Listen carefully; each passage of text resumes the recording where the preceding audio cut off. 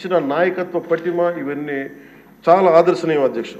మేము వెళ్ళి కాళ్ళు మన చొక్కా మడిచి ఆయన దిగి బురదలో నడిచి దిగి ఆయనకి అవసరం లేదు, ఆయన చేయించవచ్చు. ఒక కమాండ్ సెంటర్లో కూర్చొని చేయగలిగే సత్తా ఉండి కూడా మా అందరికీ ధైర్యం నింపడానికి, మా అందరికీ భరోసా నింపడానికి, ప్రజలకు ఆ భరోసా ఇవ్వడానికి ఆయన నడిపించిన తీరు యంత్రాంగాన్ని చాలా అభినందనీయం అధ్యక్ష. అలాగే జల్ జీవన్ మిషన్కి సంబంధించి అధ్యక్ష, ఈ రోజున గత ప్రభుత్వం ఫిల్టర్ బెడ్స్ కూడా మార్చలేదు అధ్యక్ష. అంటే 4 లక్షలు అవుతుంది. అంటే ప్రతి నెల మొదటి లేయర్లో మొదటి శాండ్ తీసి అది అసలు కనీసం అది కూడా కనీసం ఫిల్టర్ బెడ్స్ మార్చని కాడికి ఈరోజు పొద్దున మన అసెంబ్లీలో కూడా మాట్లాడిన గౌరవ సభ్యులు కొంతమంది తీసుకొచ్చింది, కనీసం మనకి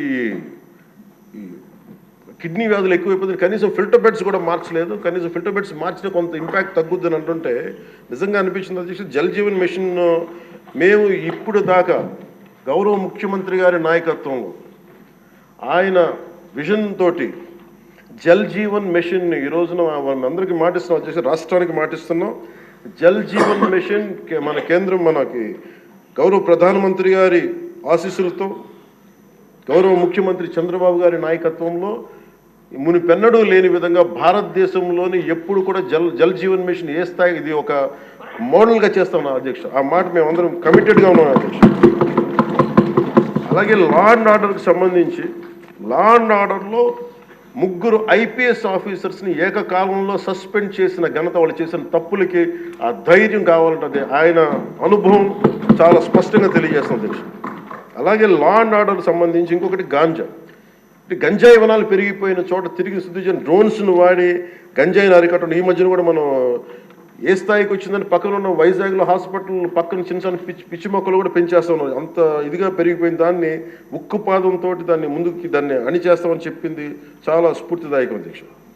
ప్రత్యేకించి సోషల్ మీడియాకి సంబంధించి అసలు ఇంట్లో ఆడబిడ్డలు బయటికి రావాలన్నా కానీ ఊళ్ళల్లో ఈ రోజున ఇక్కడున్న చాలామంది గౌరవ సభ్యులు కానీ ముఖ్యమంత్రి కానీ వీళ్ళందరూ ఎంతో కొంత ఒక ఇన్సులేటెడ్ అధ్యక్ష. కొంతమంది అధికారులు తెలియచ్చు, లేదంటే మనుషులు ఉండొచ్చు, వీళ్ళని ఉండొచ్చు, కానీ నిజంగా సఫర్ అవుతుంది ఊళ్ళల్లో ఆడపిల్లల అధ్యక్ష.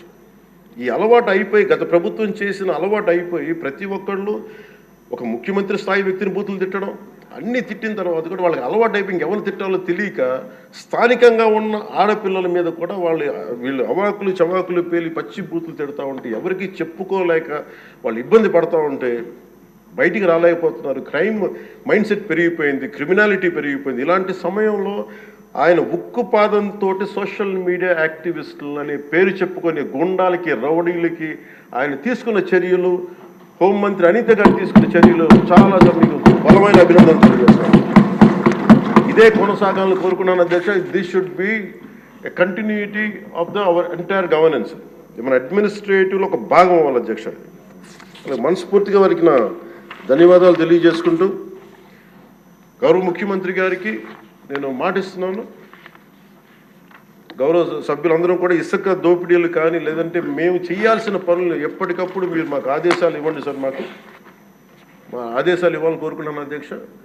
మేము బెల్ట్ షాపులు కానీ మా అందరి బాధ్యత లా అండ్ ఆర్డర్ గురించి మాట్లాడటం, మంత్రివర్గంలో ఏ శాఖలు అయితే తీసుకున్నామో ఆ శాఖల్ని సమర్థవంతంగా వారి విజన్కి తగ్గట్టుగా పనిచేయడం అధ్యక్ష.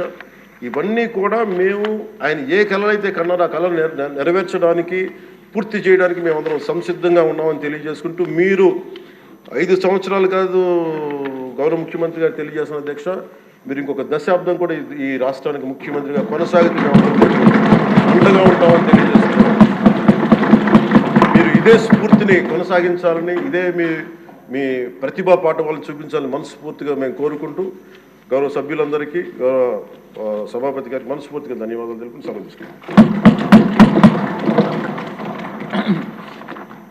ఎజెండాలో పేర్కొన్న పత్రాలన్నీ సభా సమక్షంలో ఉంచినట్టుగా